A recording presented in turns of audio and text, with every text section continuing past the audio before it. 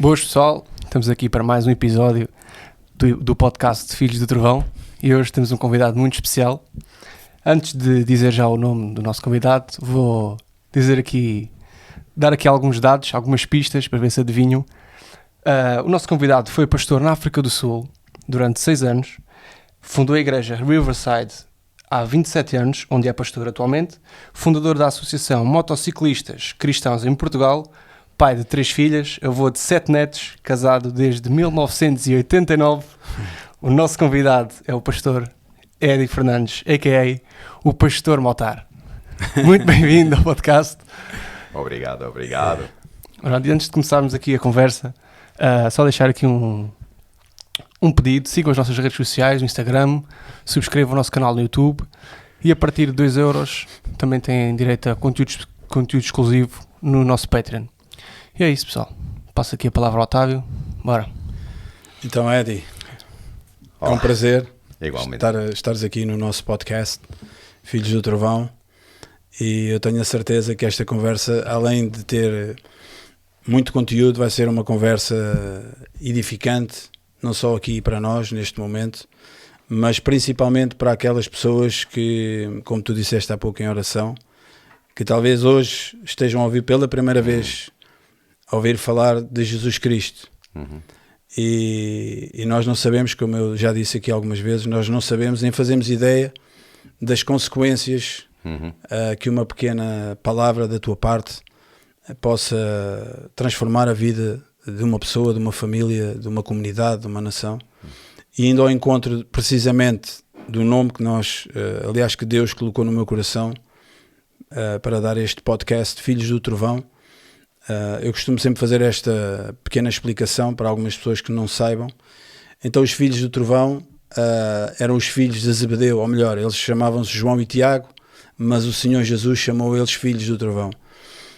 Na minha interpretação, a Bíblia não fala sobre isso, talvez se deva ao caráter mais impulsivo que eles demonstravam, e principalmente naquela situação em que o Senhor queria passar lá em Samaria e foi impedido, e os discípulos disseram: Senhor, vamos fazer descer fogo do céu e vamos fulminar aqui este pessoal. E o Senhor disse que esse não era o nosso espírito, esse não é o espírito. E mais à frente, aliás, não só Tiago e João, mas mais à frente nós vemos que esses homens não foram mais as mesmas pessoas. Nós sabemos que João hoje é intitulado o discípulo do amor, talvez por causa do evangelho que ele escreveu, e sabemos que Tiago ele foi o primeiro mártir da igreja, não é? E muitos outros, Pedro, Tomé e tantos outros. Então isto mostra a capacidade ou o poder da transformação, não é? Eles não foram mais os mesmos, e eu não sou mais o mesmo, e tu certamente não és mais a mesma pessoa que foste há uns bons anos atrás. Então é aqui que assenta, digamos, o propósito deste podcast, de que se Jesus transformou a vida de João e de Tiago e de Pedro e de Tomé e a de Eddie e a de Otávio, ele também pode transformar a vida de qualquer pessoa que nos esteja a ouvir, e esse é o propósito deste podcast, que nós possamos promover isso. Muito bem. E eu começo por não perguntar, mas algo que eu sei que me disseram, que tu, para além de todas estas facetas e todos estes caminhos e estes percursos que tens na tua vida, tu continuas a ser um homem da palavra e continuas a ser um homem que gosta de ter pessoas perto de si. Não és aquele tipo nem de pastor, nem de cristão, de forma alguma se isola, mas que prefere estar perto das pessoas, prefere olhar nas pessoas, falar com as pessoas, servir a vida das pessoas, acolher as pessoas. E fala-nos um pouco sobre isso, sobre esse... Está bem. Primeiro, obrigado pelo convite de estar aqui. Foi um percurso para chegar aqui. Vocês foram aqui num pedaço do céu, na margem sul. Eu já morei na margem sul também. Então é um bocadinho voltar às minhas raízes. Quando eu cheguei a Às Portugal, origens. estava aqui É? na margem sul. E aonde, já agora? Em Valdelhaços. Ah, Valdelhaços. Boa Depois, terra. 5 anos e saí daqui e fui para o outro lado e olha, Yeah. então é um prazer voltar aqui de vez em quando e visitar Margem o nosso sul. velho bairro. yeah. Mas é isso, aquilo que tu me perguntas eu não vejo outra forma, né? É a função que eu tenho no corpo de Cristo hoje, não é uma posição, não é nada disso, é uma função no corpo, porque o pastor é como outra pessoa qualquer, de facto, é o servo das outras pessoas todas. Então eu não vejo o ministério pastoral separado das pessoas, não pode, é que não é de todo. O pastor tem que estar junto às ovelhas, tem que estar junto com as pessoas, tem que ouvir as pessoas, desde a mais nova à mais velha, os homens e as mulheres e tudo. A gente tem que estar à disposição, temos que estar prontos. Os casamentos, os jovens em problemas, tudo mais. Então quem faz um trabalho pastoral bem feito tem que estar sempre perto das pessoas. Há aquela coisa que quando a igreja cresce acima de um certo ponto, a gente distancia-se naturalmente e não sei o quê. Eu nunca consegui me distanciar das pessoas. Sempre ligado. Sempre ligado, sempre junto de pessoas. Ainda esta semana passada ensinei na terça-feira à noite, quarta-feira à noite, quinta-feira à noite, sexta-feira à noite, sábado, porque há diferentes necessidades. Agora a igreja está a crescer muito, como aliás algumas igrejas em Portugal estão a crescer neste momento e é muito bom. Muito bom. Mas isso leva a muito mais trabalho, a muito mais investimento nas pessoas para que todos possamos crescer e atingir a maturidade e a estatura que é Cristo Jesus, que é o alvo para todos nós. Eu ouvi também dizer que nessa estrutura, na igreja Riverside, não é? Vocês têm uns chamados grupos, grupos a meio da semana, não é? Os grupos familiares, não é? E que isso também está em crescimento, não é? Aliás, isso acho que é geral. Hoje em dia, esse estudo, essa palavra, ao meio da semana, é essencial para o crescimento do corpo de Cristo, não é? Qual é a tua opinião? Neste momento nós chamamos grupos vida. Okay. E neste momento relançamos este domingo novamente a outra temporada de grupos de vida e relançamos 32 grupos de vida, que um deles no domingo tinha 30 pessoas inscritas. Sobre o Daniel. Há uns que são estudo bíblico, outros são grupos de oração, outros são grupos de partilha, outros são grupos de interesse, onde as pessoas se reúnem à volta de um interesse comum, mas sempre com um foco cristão. Então nós temos, por exemplo, já tivemos grupos de beisebol, futebol, de caminhada, de natação. São tudo formas de as pessoas estarem juntas ao longo da semana, para as pessoas pertencerem e conhecerem a igreja, conhecerem Cristo. Então estes grupos de interesse especialmente para aquelas pessoas que não são crentes ou que têm pouco contato com o cristianismo. Atrair, não é? Atrair e saberem, afinal vocês são pessoas normais e têm interesses normais e praticam desporto, por exemplo, mas sempre com uma forma diferente de estar. E depois temos outros grupos que são mais grupos dedicados à oração, são outros grupos de estudo bíblico, são outros grupos que estão em torno de um livro, por exemplo. Há um bom livro. Então nós dizemos assim, olha, quem quiser disponibilizar a casa para receber pessoas, pode. Quem quiser liderar um grupo, pode. Mas nós dizemos que todos podem liderar um grupo.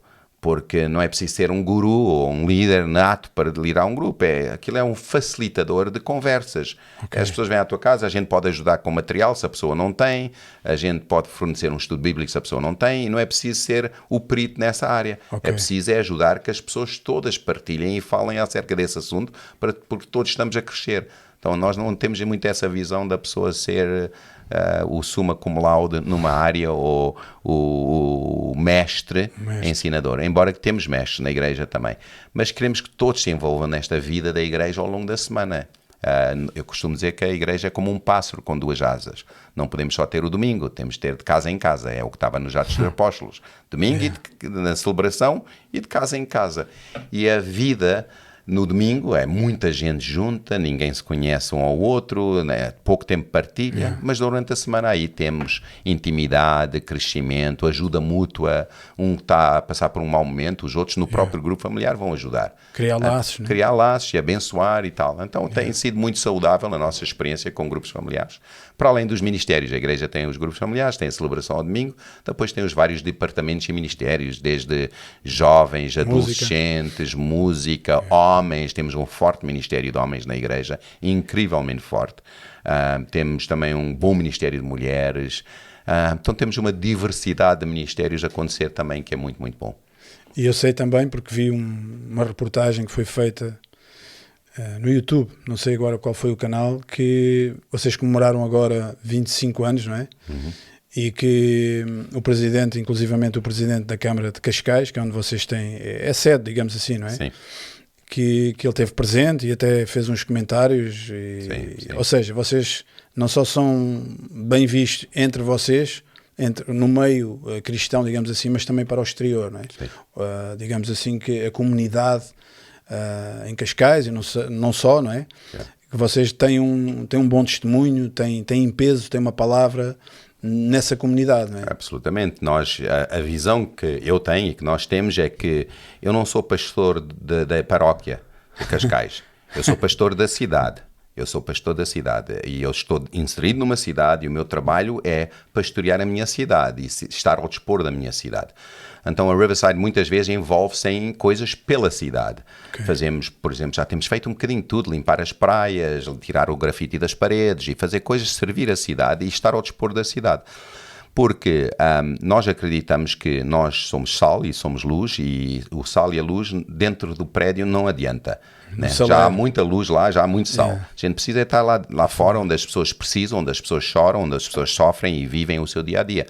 E então tentamos dizer à cidade que a igreja é um parceiro importante da cidade. A igreja, tal como a polícia, tal como o hospital, tal como os bombeiros. Certo. Nós somos uma entidade que estamos ao serviço da cidade e queremos estar no centro da cidade. E de facto estamos no centro.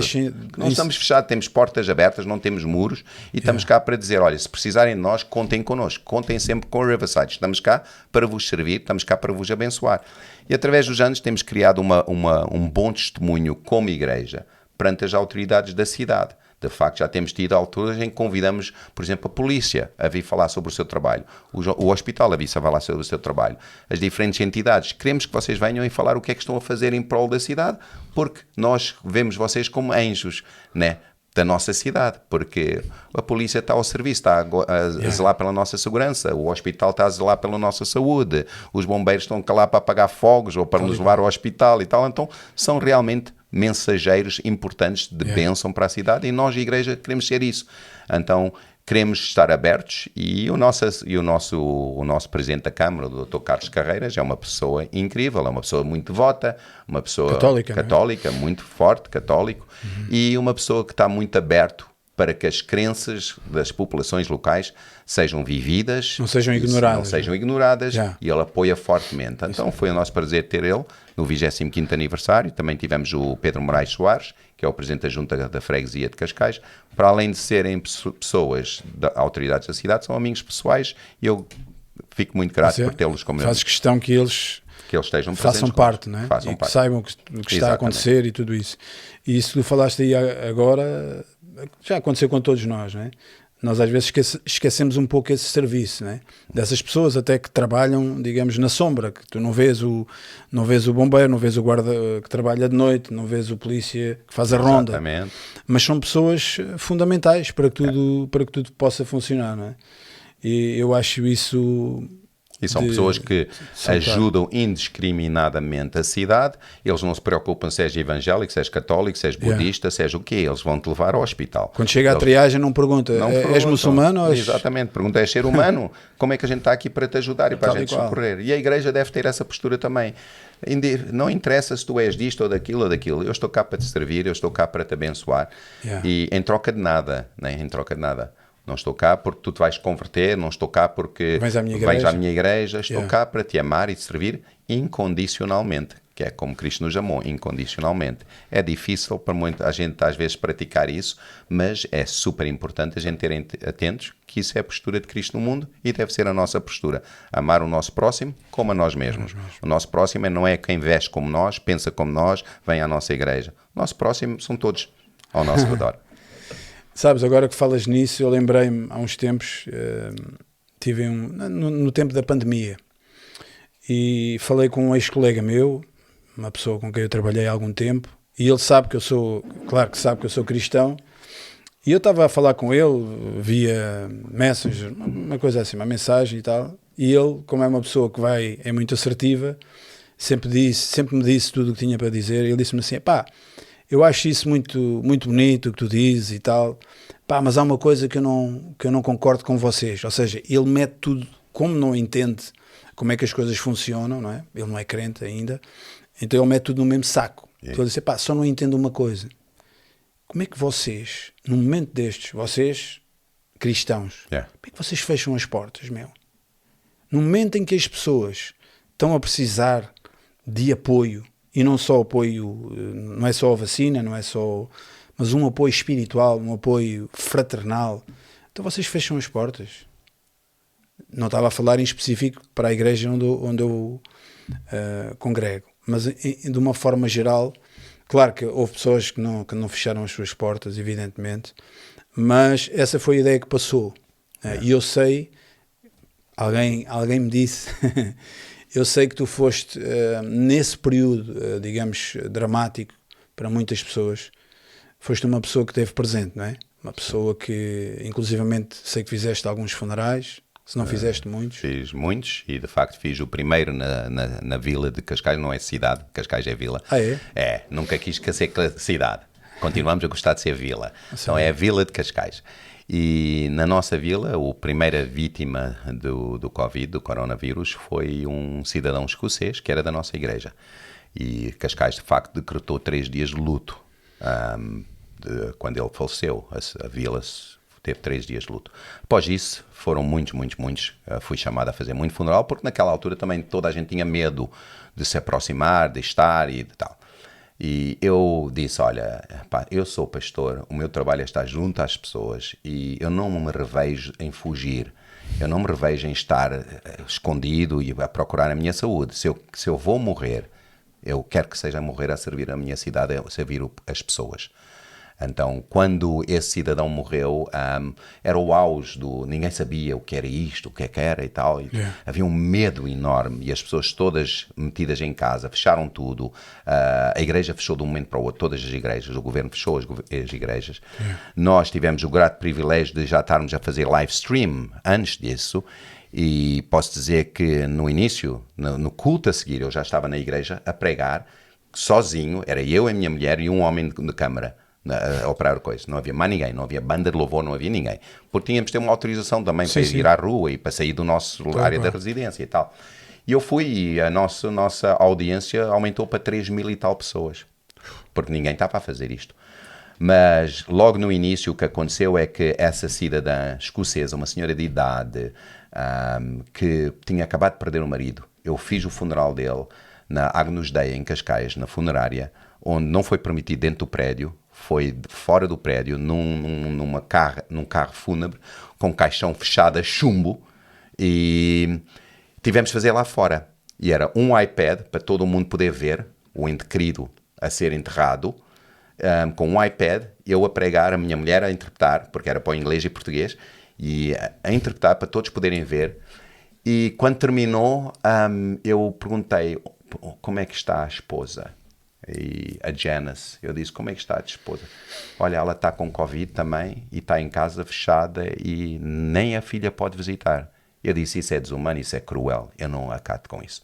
Meti-me no meu carro, saí do funeral, fui direto à casa dela, bati à porta, ela abriu os portões lá dentro, mas o que é que faz aqui, pastor? Eu disse, quero vir tomar um café contigo. Não, pastor, eu tenho Covid. Eu disse, eu não quero ser, se eu tenho Covid. E entrei na casa dela, ela tremia que nem varas verdes. E eu nunca me vou esquecer disto, porque dentro da sala dela, no sofá dela, ela tinha feito um boneco com a roupa do marido, com o chapéu do marido, os sapatos do marido, com almofadas, vestiu as almofadas e viu o meu funeral, viu eu a fazer o funeral, ela agarrada às almofadas a chorar o marido, a morte do marido, porque não podia, estava proibida de ver e não sair de casa. E eu entrei lá dentro e disse, dá-me um abraço. Ela não pode me abraçar, eu tenho Covid. E eu digo, se eu ficar com Covid e for para o céu, morro feliz. Dá-me um abraço. Dei-lhe um abraço e ela disse, eu disse, agora vamos tomar um café juntos. E ela, não podemos, você vai beber do meu copo. Eu disse, bebe do seu copo, opá, vamos beber. Olha, e a verdade é que a Covid, essa fase intensa, demorou quase 2 anos, né? Foram 2 anos disto, para dentro e para fora, com muita confusão.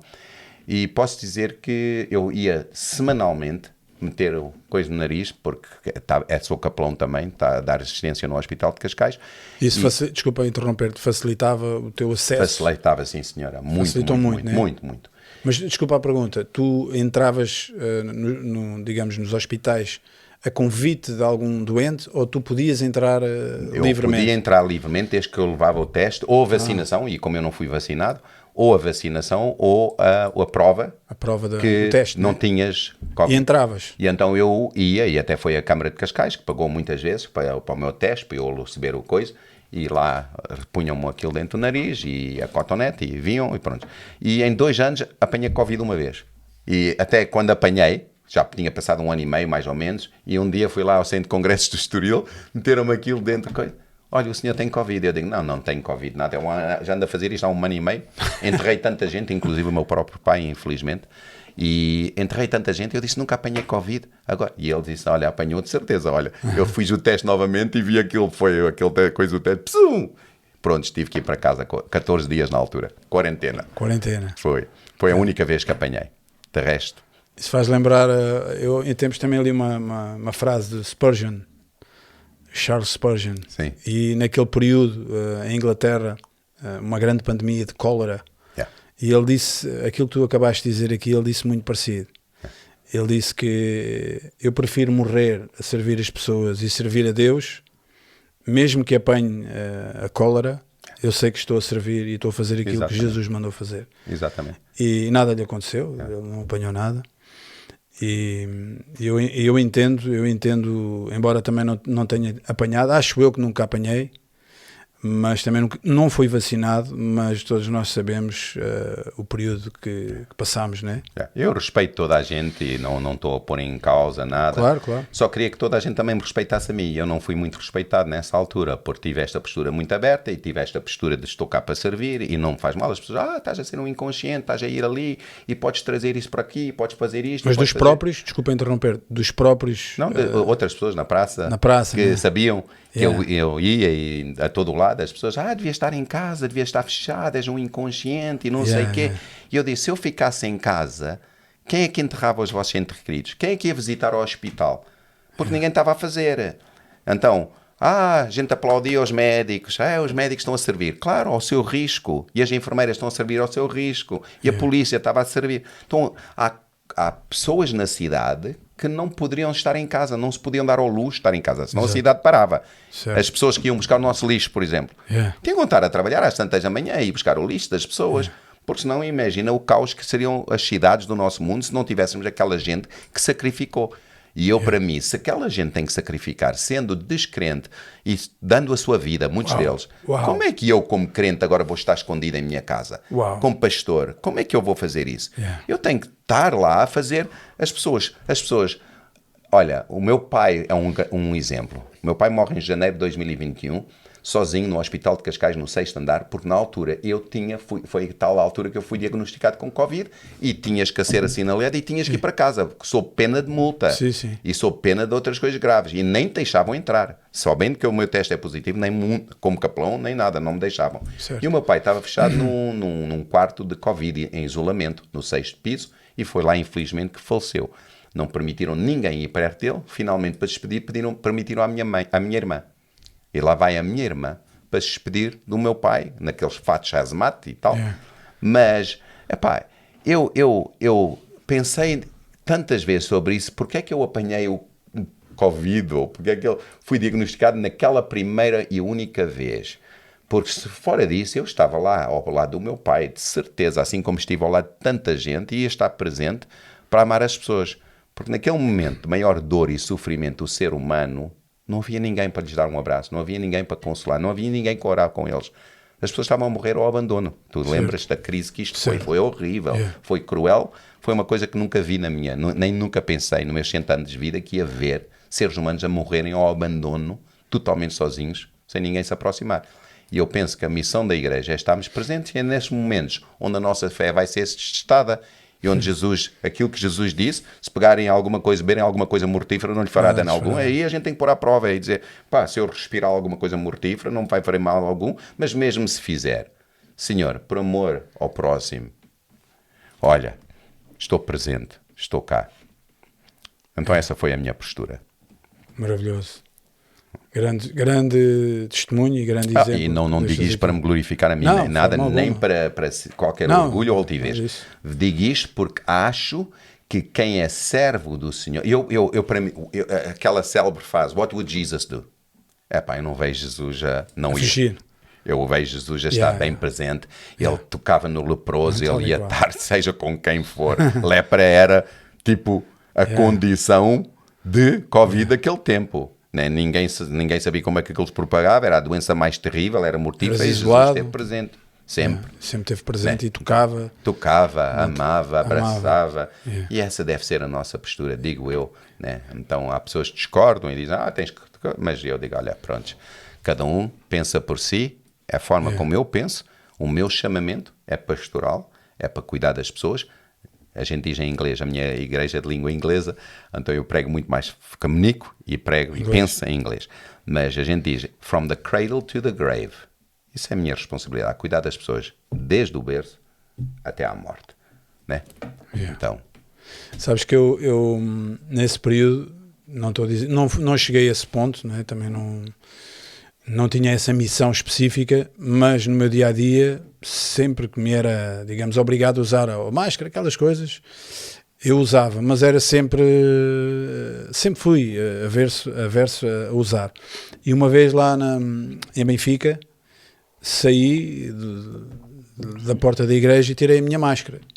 E vinha a descer a rua e vem um velhote, nunca mais me esqueci.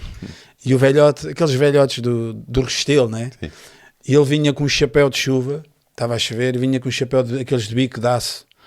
E ele vê-me sem a máscara e ele diz assim, você é um assassino. Veja o que as pessoas diziam na Você altura. transporta a morte. Uma coisa, e ele a fazer assim, estás a ver? Fazer assim com o chapéu de chuva para mim. Assim, ok, não vou dizer mais nada. Não, eu por respeito a essas coisas e para as pessoas não se amedrontarem e tal, eu disse, ok, pronto, vamos usar máscara. Mas para mim, olha, eu usava mais pelo próximo para não ofender e para poder entrar nos espaços, por exemplo, eu não podia entrar nos hospitais, nem nada sem a máscara. Fazia, mas olha, honestamente, eu tenho, e toda a gente sabe que eu fiz muitos lives nessa altura, porque as pessoas não tinham acesso, e falava abertamente sobre o que eu acreditava sobre isso, e hoje cada vez está mais e mais conhecido muita coisa que foi-nos metido e que não era verdade, e que era pseudociência, né? E eu preferia acreditar e ancorar-me na minha fé e acreditar que o meu Deus é maior e que o meu Deus protege-me, e mesmo se o meu Deus não me proteger no sentido, ele protege-me sempre, mas as pessoas, e se morrer, pá, daqui passo para lá imediatamente, pumba, desligou a luz, olha lá estou, não tenho problema com isso. Claro, pela tua família, pela minha esposa, pelos meus netos, claro que gostaria de estar cá, não tenho esta complexo de mártir e quero ir embora. Mas por amor a eles quero estar presente, mas prefiro muito mais que meus netos, o meu legado, meus filhos, as minhas filhas, meus genros se lembrem do avô, do pai, como a pessoa que amou até ao fim e deu a vida pelo próximo, do que ter outra visão do pai. Alguém que se cobardou. Sabes, eu, pegando nisso que tu disseste, eu algumas vezes dei alguns aconselhamentos a algumas pessoas que me perguntavam certas coisas, às vezes coisas que eu não tinha resposta, não é? Há coisas que não há resposta, não é? Só Deus tem resposta. Mas eu tenho sempre, nessas situações mais difíceis, tenho sempre 3 crivos, digamos assim. O primeiro é o que é que a Bíblia diz a respeito de o que é que Jesus faria nessa situação que tu estás. E aquilo que tu estás a ponderar, decidir, traz ou não glória para Deus. Exatamente. Então, pegando nesse assunto que tu acabaste de fazer, acho que a resposta está dada. Tu acabaste de dar a resposta aqui. Então, eu na altura fiquei assim um bocado incomodado e aquilo mexeu um pouco comigo. Não é? A pessoa dizer-me aquilo de uma forma geral, esse era o comportamento que passava. Não é? Ao contrário do teu comportamento, e graças a Deus, porque Deus levantou pessoas também nessa altura para que a palavra de Deus chegasse, e pessoas foram curadas. Eu vi alguns vídeos e testemunhos, pessoas foram libertas. Então Deus sempre traz o suprimento. Exatamente. Mas deixa-me pegar aqui virando aqui um pouco a conversa, o teu sotaque, e eu sei que tu nasceste não na margem sul, mas viveste na margem sul mas também viveste bastante tempo na África do Sul, South Africa, não é? E Que agora está a jogar um Mundial de Rugby. o Mundial de exatamente. Rugby, já estou a perceber que és fã, não é? Sou muito, muito fã. Yeah. E Portugal está-se a portar lindamente. Pois, ouvi dizer que sim. Os lobos, né? Os lobos. Os lobos. Mas diz-nos, como é que foi o teu encontro com Jesus Cristo, o Evangelho? Como é que isso aconteceu? Eu vou para a África do Sul, eu nasço em Lisboa, e no Hospital Santa Maria, em frente ao glorioso Estádio da Luz. Opa. Não estava a olhar para o outro lado, estava a olhar para aqui. E então nasci aí e agora? logo em 64, já vi que há um sportinguista desse lado, a minha família arrancou para a África do Sul em 64. O meu pai, durante o tempo de Salazar, foi embora, emigrou, como os irmãos dele todos. E nós fomos criados na África do Sul, eu fui criado na África do Sul. A minha mãe cedo se converte, quando eu tenho 6 anos mais ou menos, porque o meu irmão é miraculosamente curado quando lhe impõe as mãos num piquenique numa escola dominical onde a minha mãe, como crente fiel de católica que era, levou o meu irmão e ele sofria de epilepsia tremenda e acontece que oram por ele e era curado e a minha mãe converte-se imediatamente. Então eu cresci na Assembleia de Deus de La Rochelle, que é um subúrbio de Joanesburgo, e passei lá muitos anos, crescendo em miúdo e depois adolescente, até que chega aquela idade da rebeldia e a gente decide que aquela Assembleia de Deus na África do Sul era muito legalista na altura, né? Tudo era pecado, tudo. Cabelo, Quando digo tudo, era roupa. tudo era pecado.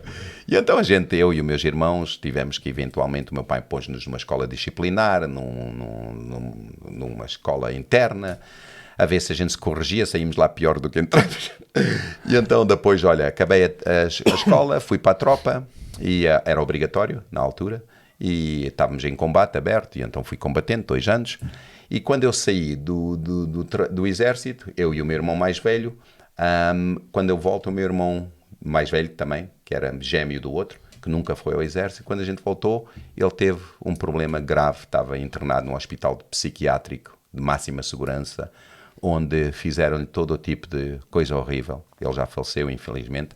Mas isso teve um impacto muito, muito grande na minha vida, ver o meu irmão naquela condição horrível, fechado numa célula toda cheia de almofadas e num colete de forças. E eu saí nessa mesma noite, 19 de fevereiro de 1984, e fui em direção à igreja onde eu cresci. A igreja Assembleia de Deus, onde a minha mãe frequentava ainda. E nessa noite eu disse a Deus, estavam num culto de oração e eu entrei lá todo maluco, e eu disse a Deus, se tu existes, pá, cura o meu irmão, tira o meu irmão daquele lugar, senão, não sei o que vou fazer. E a verdade é que Deus honrou o meu pedido, o meu irmão saiu, e eu entreguei a minha vida a Jesus. E pouco tempo depois eu disse, Senhor, eu faço o que tu quiseres, vou onde tu me mandares, eu estou ao teu dispor e quero servir-te. E o Senhor pôs no meu coração Moçambique, ir aos países onde eu estava ex-combatente, Angola e Moçambique, e fazer alguma coisa de bom. E eu meti isso na cabeça, que havia de ir aos países e fazer uma coisa de bom em vez daquilo que a gente lá fez. E então vim para Portugal, para estudar aqui a Bíblia, porque o meu português era terrível, ainda continua a ser, não é tão bom, mas naquela altura era péssimo. Então vim para Portugal e fui para o Monte Esperança Instituto Bíblico. Fiz lá o meu diploma pastoral, comecei o meu trajeto académico lá, e então venho para Portugal, estudo cá, e depois o intuito era voltar para a África para ser missionário. A verdade é que eu depois volto para a África para ser missionário, depois de me formar tanto nos Estados Unidos como em Portugal, volto, mas nunca me deram autorização para entrar para Moçambique. E então entrava em temporário, vistos temporários. Mas aí comecei a pastorear na África do Sul e fui pastor da minha primeira igreja, tinha 27 anos na altura, comecei a pastorear nos arredores, nos subúrbios de Joanesburgo, e o meu trajeto então depois passa por aí, depois casei com a Marta, pastoreamos em África, depois estudei nos Estados Unidos. E então, entre África e Portugal... Que percurso. Tem sido o meu percurso, e depois finalmente fiz o meu mestrado na África do Sul, e depois faço o meu doutoramento nos Estados Unidos, em Seattle, Washington. Pronto. Sabes, eu agora, falavas da África do Sul, acabei de ler um livro que me impactou, até já passei ao meu filho, um livro que realmente, já não li um livro assim, há muito tempo. E ele era militar, foi militar na África do Sul. O livro chama-se O Vinho Novo é Melhor, Robert Tom. Ok. Não sei se já ouviste, Não, nunca. ouviste falar. E achei interessante, tu estás a dizer que tinhas sido militar e ele também ter sido militar. E eu sei que várias coisas que também já li, que a África do Sul, não só na altura em que ele escreveu o livro, mas sempre foi um país muito, quer dizer, muito conturbado, muitas situações de violência, polémica. Sim. No entanto, sempre foi um país que recebeu muitos avivamentos. Sim. E homens, eu lembro-me, um deles, Reinhard Bonnke, que passou por lá e começou ali um ministério maravilhoso. Ray McCauley, eu lembro-me, não sei se conheceste. Sim. Eu lembro-me a primeira vez. Conheci os dois. Conheceste pessoalmente? Ok, pessoalmente. Uau. E traduzi para os dois. Uau. Interpretei para os dois. Eu a primeira vez que vi, foram dois homens que eu vi pregarem o Evangelho, que eu era um recém-convertido. A primeira vez que vi Ray McCauley, eu disse assim, uau, este é o tipo de pregação que eu gosto de ouvir, que mexe comigo. Yeah. E depois vi o Reinhard Bonnke aqui também, Aerofire aqui em Belém. Eu traduzi para ele. Foi? Cá. Tu te lembras, um dos intérpretes fui eu. Maravilhoso. Do Eurofire. Ei. Eu era jovem na altura. Maravilhoso. Aliás, tenho vários livros dele, tenho a autobiografia dele. E Atualmente foi continuamos com um grande homem de Deus, que é o Angus Buchan, se nunca ouviste falar. Não. Ele era um fazendeiro e cultivava batatas. E já ouvi falar. Há um filme. Fate Like Potatoes. Ainda está vivo? Ele está vivo. Quase esteve à morte, mas está vivo. E ele consegue meter 1 milhão, 2 milhões de homens juntos para uma coisa que ele faz, que é um congresso de Mighty Men, homens poderosos. E junta todos na quinta dele. E é um homem poderoso, faz uma meditação diária que vale a pena ouvir. É um poderoso homem. Mas a África do Sul sempre teve isso. A África do Sul é um paradoxo. É um país que, como tu dizes, que tem sofrido grandes períodos muito escuros na história da África do Sul. Continua. Atualmente é um país que está mergulhado em violência, numa crise tremenda. E é um país quase na falência, infelizmente, porque aquilo é criminalidade muito grande, corrupção é horrível. Então, mas é um país lindo, é dos países mais lindos da África, na minha opinião, um dos países mais lindos do mundo. A África do Sul tem coisas como o Cabo, que é incrível, é um país cheio de riqueza natural, mas é um país que tem muitas etnias diferentes também, então tem essa tensão, os conflitos entre as etnias diversas. No passado era negro-branco, porque as etnias negras juntavam-se para acabar com o apartheid e acabar com o governo branco de minoria que controlava a África do Sul. Mas quando isso foi conseguido, depois começaram a surgir os problemas entre as várias etnias, entre eles e entre os vários partidos políticos diferentes. E atualmente, eu acho que após a morte do Nelson Mandela, que foi dos melhores líderes que já houve na história, né? Após ele ter saído, infelizmente tivemos uma sucessão de líderes que não são bons e de governos que não são bons e que não pensam no povo, é tirar do povo e não servir o povo. E então, infelizmente, a África do Sul mergulhou numa onda de criminalidade horrível e hoje em dia continua-se a matar muita gente e ataques constantes, hijackings, carjackings, é horrível. Eu já lá estive, agora não sei dizer qual foi o ano, uma viagem, fui lá tocar com, na altura, um artista com quem eu tocava, o Rui Bandeira.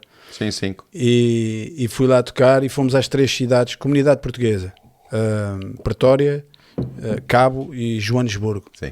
E quando fomos a Joanesburgo, estivemos na Namíbia primeiro, também achei a Namíbia um país, pelo menos aquilo que vi, Windhoek, maravilhoso. Não é? Parece que estás na Holanda. Não é? Tudo, pronto.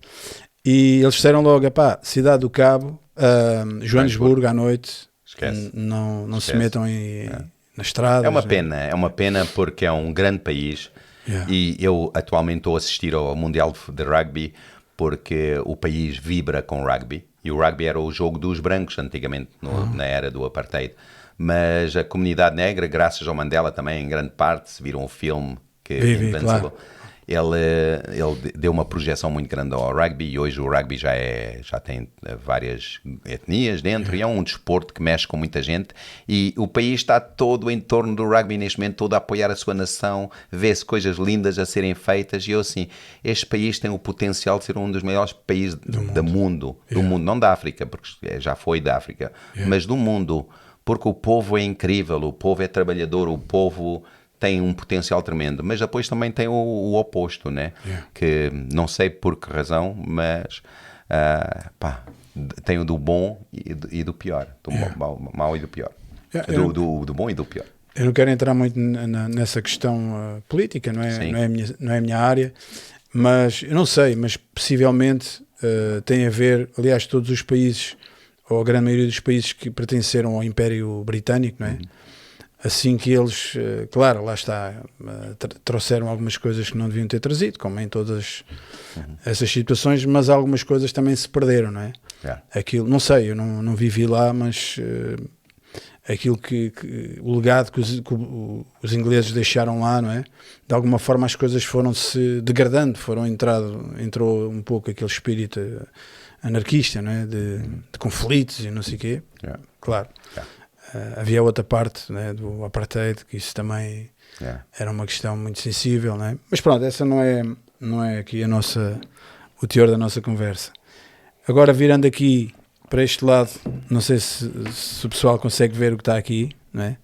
Este é um de dois coletes que tu... Um de vários coletes. Um de vários, né? Esse foi do primeiro. Que tu carregas. Esse foi o primeiro. E ali temos não sei... Queres começar pela Bíblia do Motar, explicar um pouco sobre essa Bíblia, ou queres falar aqui sobre... O motociclismo fez parte da minha vida desde eu sou miúdo. A primeira moto que veio lá para casa foi meu pai, que fez um trabalho, ele era construtor em África, fez um trabalho para umas pessoas que não lhe pagaram o trabalho e ele pega nos 3 filhos, um caminhão e diz, olha, vamos lá à casa de tal senhor buscar o nosso dinheiro. E quando lá chegamos o senhor não estava e o meu pai disse, ok, não faz mal. Ponham essa moto em cima do caminhão e vamos para casa. Pusemos a moto em cima do caminhão, chegamos a casa e o meu pai disse, ninguém mexe na moto. Ele ia para o trabalho e eu achava maneira de ligar a moto e passeava com a moto por todo lado.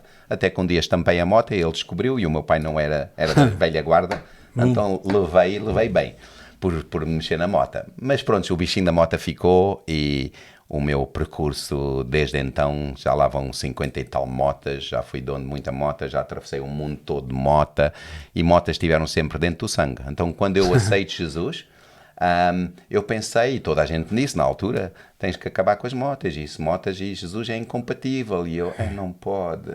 E agora? Eu não imagino o céu sem mota, não pode ser. E então um dia descobri este ministério, que é o CMA, e descobri este capítulo, acho que tenho aqui, os discípulos, era da minha cidade, os discípulos de Roodepoort, que é onde eu vivia. Eu descobri esse ministério e eu assim, não pode, há um ministério cristão para motociclistas. E então, pronto, olha, juntei-me em 84 e comecei a fazer parte do ministério. Depois, claro, o meu trajeto levou-me para vários pontos do mundo, tive despegado de alguma forma.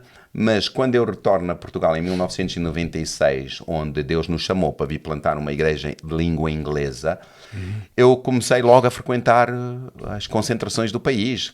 Comprei logo uma Kawasaki, uma VN Classic, e comecei a frequentar. E notei que, por exemplo, fui a Faro, a grande concentração e a mais emblemática em Portugal, e disse, não há aqui ninguém a evangelizar esta malta, não há ninguém a falar de Deus a esta malta, isto não pode ser.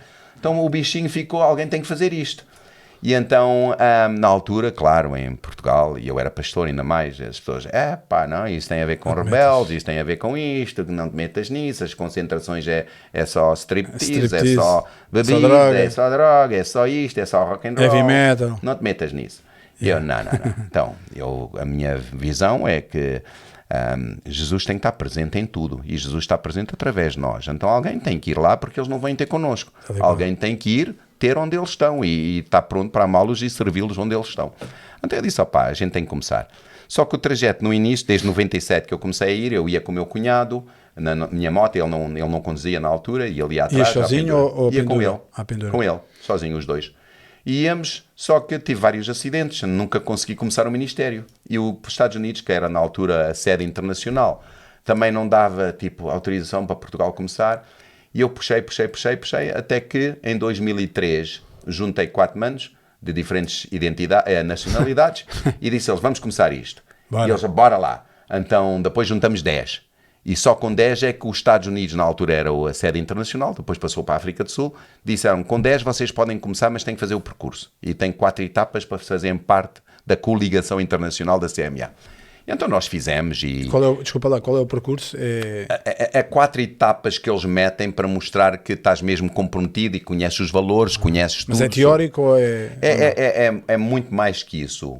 Depois nós também metemos um percurso para quem quisesse usar este emblema. Okay. Eu então lanço o Ministério em 2003, rapidamente ele cresceu, no princípio vinham ter muita gente connosco, a gente rapidamente chega a 9 distritos de Portugal. E então espalhou-se por todo o Portugal e tínhamos capítulos, a gente chama de capítulos. Um capítulo tem que ter um presidente, tem que ter um vice-presidente, tem que ter um capitão de estrada, um secretário e um tesoureiro, para ser um capítulo. E nisto a gente começa a multiplicar-se por Portugal, então temos um processo para mostrar às pessoas quem pode usar estas cores, que isto é um emblema que é muito importante para os motociclistas, este emblema que a gente usa atrás, e cada clube, motoclube, tem o seu percurso de como é que se pode angariar ou como é que se pode merecer usar o emblema. Na nossa, em Portugal, dissemos que queremos 5 coisas para poder usar este emblema da Associação de Motociclistas Cristãos. Primeiro tem que ser cristão. Então isso é a primeira etapa. Se não és cristão, não vale a pena estar a tentar usar o emblema da associação. Depois, segundo, tens que mostrar comprometimento, tens de estar comprometido. Não podes simplesmente dizer, eu quero, mas para usar e depois nunca mais apareces. Então tinhas que mostrar 1 ano de fidelidade ao teu capítulo local. Estar comprometido com as atividades do capítulo local. Depois tinhas de fazer o nosso curso teórico. Eram 3 livros, na minha altura, 3 livros que tinhas que compreender o que é o mundo motociclista, o que é respeito motociclista, como estar numa concentração, como estar no meio motar, como servir o meio motar, sem andar para lá a pregar e a bater na cabeça das pessoas e a tentar converter as pessoas à força ou usando táticas. Não, estamos lá para amar genuinamente as pessoas, porque as pessoas refugiam-se no mundo motociclista. Muitas vezes as pessoas, a gente chama o tribo motar, né? Aquilo é um tribo mesmo. E quem está lá são pessoas muitas vezes que sofrem com alcoolismo, com drogas, de separações das mulheres, problemas graves de... E lá no motociclismo a gente encontra a nossa pertença, o nosso tribo, a nossa gente que pensa como nós, que gosta de motas como nós, que vive aquilo. Aquilo é tribal, não é? É tribal. E então nós temos que aprender como ir ter com eles. Então ensinamos isso, como é que ir ter, como é que viver isto. E depois tivemos também uma das etapas, tinhas que fazer um curso de rodoviário connosco, pilotagem. Cursos de técnica defensiva e avançada de conduzir uma moto. Condução defensiva, não é? É porque queremos como ensinar ao pessoal então. como é que andar em grupo, por exemplo. A gente tem uma forma de andar em grupo. Se tu vias assim a andar em qualquer um dos capítulos, tu vais ver que a gente tem uma forma de andar que nos distingue com pessoas ordeiras, pessoas que respeitam os outros, que respeitam o trânsito, sabemos andar em formação. E respeitam a polícia, não é? Respeitamos a polícia. Não passam sinais. E tem as motas legais e tudo mais. Então há todo um comportamento que a gente ensina de como andar de moto. E depois o último é assinar a nossa aliança. Quando tu assinas a aliança, que é a 5ª etapa, sim, podes passar a pertencer, celebramos, fazemos uma cerimónia, entregamos-te o patch e é uma cerimónia giríssima. Depois, para além de começarmos a atingir as pessoas nas concentrações e começarmos a ir e estar presente, eu lembro-me quando a gente começou a ir à concentração de Faro, por exemplo. O presidente de Faro é o homem chamado José Amaro, é presidente há muitos, muitos anos, é um dos maiores motoclubes da Europa e de Portugal, de certeza. E ele no princípio dizia, não, a gente aqui é religião, futebol, política, não. Nada. Aqui não, aqui a gente é motas e outras coisas, não é para isso. E eu disse, ele vá lá, deixa lá. A verdade é que finalmente ele deixou, abrimos o nosso stand, ainda hoje temos stand lá, nunca deixamos de ter stand em Faro. Né? E vão sempre, todos os anos? Vamos, todos os anos. E ele não só nos pediu não só nos deu autorização, como começaram a pedir, a gente quer vocês cá. E então, depois abriram-se portas, ao ponto de, quando eu lhe disse a ele que eu queria lançar a Bíblia Motar, Não sei. Então a primeira foi em 2005, 10 mil exemplares desta Bíblia, que é o Novo Testamento, com testemunhos à frente e atrás, em cores, sobre a nossa vida, sobre a vida de outros motociclistas da Europa que se converteram, com o plano de salvação, orações que os motares possam fazer para a sua vida, e tudo bem mostradinho para eles poderem acompanhar. E quando a gente lançou, isto foi 25 mil euros logo no princípio. 10 mil exemplares, 2,5 euros cada um, dinheiro que eu não tinha, nem pouco mais ou menos, e fui desafiado a lançar isto. E quando eu lancei em 2005, eu pensei, É como ti. Eu disse, agora como é que eu vou pagar isto? E agora Como é que eu pago isto? Eles vêm a caminho, já demoramos muito tempo para compilá-la, que isto é muito trabalho para fazer isto, mas depois já ela vinha a caminho da Suécia, um caminhão cheio com as 25 mil Bíblias, e agora como é que a gente paga isto? E depois pior, como é que os motociclistas cristãos vão aceitar isto? E se não aceitarem? Temos 10 mil Bíblias, o que é que a gente vai fazer? Onde é que a gente vai pôr estas Bíblias? Mas a verdade é que nunca me esqueço da primeira concentração onde a gente levou a Faro, foi mesmo Faro onde lançamos, e abrimos as caixas e começamos a dizer às pessoas Bíblia Motar. A verdade é que para a primeira concentração eu levei 3.500 Bíblias, esgotaram em um dia. Era pessoas a lutar pela Bíblia. Eu quero uma. Uau. Depois era tipo assim, porreiro, e olhavam para a minha foto, né, que estava aqui. E eles, o senhor é que escreveu a Bíblia? Olha aí, o senhor escreveu a Bíblia. Depois todos queriam assinar, assina. E assinavas. E as pessoas queriam a Bíblia. Olha, eu lembro-me que nessa concentração, a gente, são 4 dias, muito cansaço, e a gente estava a dar isto às pessoas gratuitamente, não cobramos nada. É oferta, tome lá, é uma Bíblia Motar. Muitos motares a pegar a Bíblia, a querer a Bíblia, nenhuma Bíblia atirada para o chão. No fim da concentração não houve um exemplar no chão. Toda a gente respeita, toda a gente tem um grande carinho pela Bíblia Motar, e toda a gente agradece muito e diz, obrigado por nos dar isto. Alguns usam como talismã, metem debaixo do banco da moto para não terem acidentes. Para não caírem. Mas há muitos que leem, e há muitos testemunhos que a gente tem recebido maravilhosos. Glória as pessoas tiveram um encontro com Deus Glória através da Bíblia, muitas vidas transformadas, e a verdade é que já lá vão... Tivemos o exemplo, 10 mil em 2005, 10 mil em 2008, 10 mil em 2013 e 10 mil em 2015. E estes são os exemplares que eu guardo dessas oportunidades, e realmente teve uma aceitação maravilhosa no mundo motociclista em Portugal. O pessoal acarinha muito o nosso ministério, porque nós estamos presentes, sabemos respeitar o outro, sabemos respeitar o processo de Deus na vida do outro. Porque alguns podem aceitar Jesus logo, mas outros podem dizer assim, não para agora. E alguns não aceitam. Mas todos respeitam pela nossa forma de estar e de sermos... Olha, eu não me esqueço quando eu fiz um casamento lá no palco de Faro. Primeiro obstáculo, no final toda a gente disse, não, lá, vocês são muito bem-vindos. A vossa forma de fazer as coisas, estar e de amar. Eu fui muito amigo também do falecido padre Motar, José Fernando Lampeiro, fomos grandes amigos, fui eu que fiz o memorial dele quando ele faleceu. E estive com ele numa missa do motociclismo no norte de Portugal com 50 mil motociclistas, celebramos juntos. Foi um grande amigo. Que momento. Então tudo isto é formas de construir pontes para dizer, olha, nós somos motociclistas cristãos. Não somos um motoclube, somos um ministério, estamos cá para vos servir, estamos cá para vos abraçar, estamos cá para vos amar, estamos cá porque já estivemos desse lado. Eu também já estive, fui prisioneiro das drogas, fui prisioneiro do álcool, fui prisioneiro de muitas coisas. Deus me libertou, deu-me uma nova vida. Então hoje eu quero ir ter contigo e dizer que há uma solução para ti também. Deus ama tal como tu és e Deus quer que tu sejas transformado. E se tu quiseres, olha... O presidente atual do capítulo de Faro é o Nilton Pimenta, que é um homem excepcional. Quando a gente o alcançou, o Nilton estava caído de bêbado, completamente bêbado, e vomitado. Ele tinha-se vomitado todo e estava caído. E uma das nossas membras, na altura, foi ter com ele, porque o telemóvel dele estava a cair do bolso. E ela pôs o telemóvel lá, acordou e disse, olha, o teu telemóvel está a cair. Ele acordou e viu esta mulher lindíssima, que era a Ale, e ele pensou que tinha ganho o Euromilhões, né? Opa, e tal. E ela disse, vem comigo. E ele, ainda melhor. Né? Só que ela trouxe a nossa tenda. Quando ele chega lá, não calha com ela, calha comigo. E depois começamos a falar. E o moço demorou 1 hora para nos contar que a vida dele tinha desmoronado, que ele tinha perdido a mulher, não era a mulher, ele vivia com ela, e o filho recém-nascido, o Dudu, e que ele tinha passado muito, muito mal. A gente falou de Jesus, ele primeiro não quer nada a ver com isso, não quer religião, eu venho aqui para fugir a isso tudo. Mas a verdade é que fazes fast forward, né? Faz fast forward, 1 ano mais tarde, estava eu a batizar a ele e a mulher, de manhã na Costa da Caparica, batizei-os de manhã, e à noite fiz o casamento deles. Uau. Né? Nessa mesma noite. Hoje ele é o presidente do nosso capítulo, é um apaixonado pelo ministério do CMA, é um dos nossos grandes evangelistas e um homem de Deus. Uau. Então, isso é o fruto deste ministério. Né? Vamos lá, onde eles estão, amamos como eles são, não pedimos nada a não ser, dê-nos uma oportunidade para vos mostrar o amor de Deus.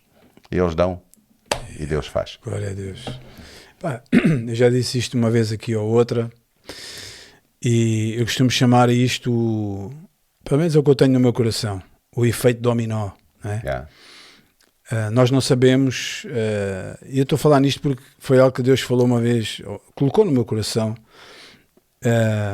Por exemplo, o meu filho Daniel está aí, ele foi pai há pouco tempo, mas há aqui um facto que faz toda a diferença. Foi o meu filho mais novo que foi para um determinado serviço, um trabalho, e foi lá que ele conheceu a mulher dele. Entendes? Que por sua vez conheceu a mulher do Renato, que por sua vez o Renato hoje está aqui. Uau!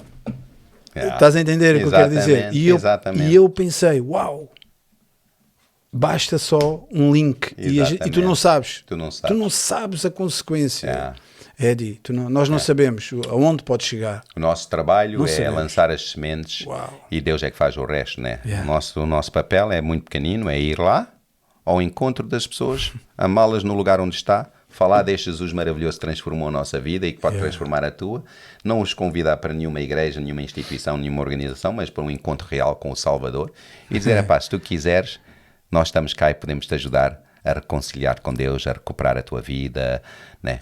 Eu não me esqueço de outra, um dos grandes testemunhos do mundo motociclista que eu nunca me vou esquecer. A minha filha devia ter os 12 anos, a Renée, que estava aí há bocado, ela devia ter os seus 12 aninhos, elas iam sempre comigo às concentrações, era sempre, ou ia a mãe ou ia uma das filhas, porque só que podia ir uma na moto, né?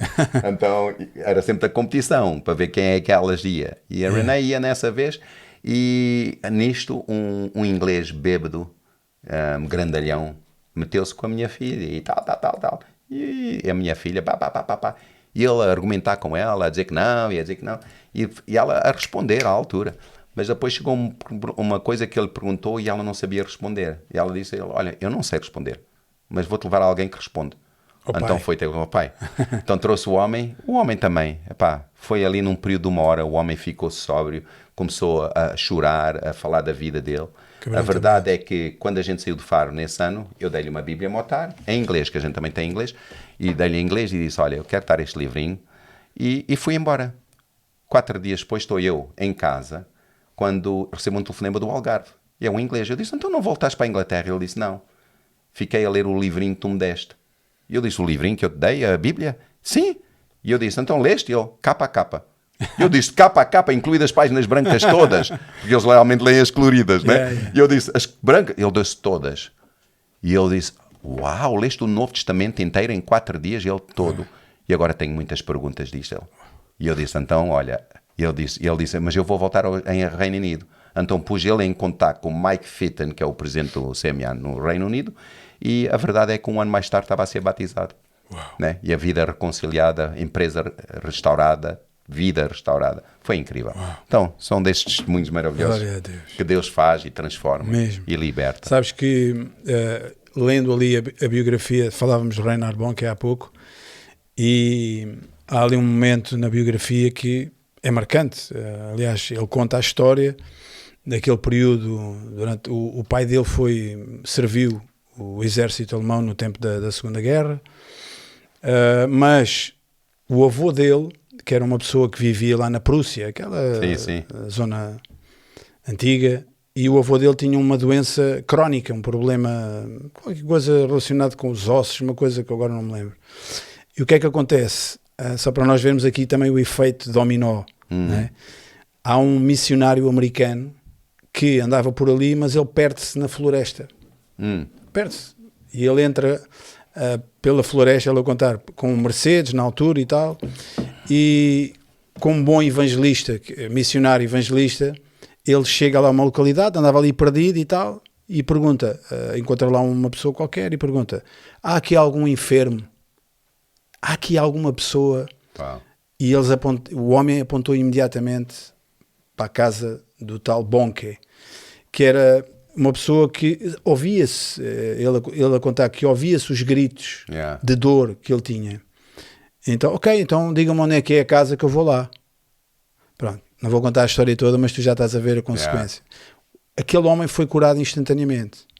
Quando ele entrou dentro da casa.